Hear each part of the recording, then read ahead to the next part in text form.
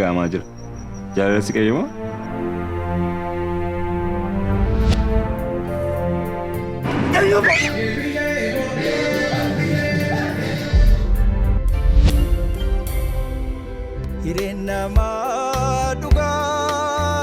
Eenyu kan seenaa beektaa sana?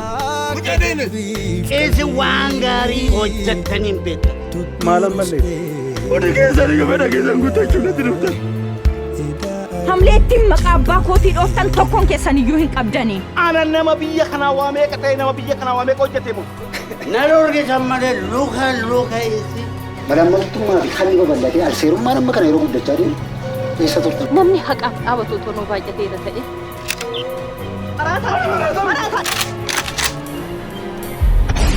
Amna umrii dhugaa sulanee deema meesaan dhumnee.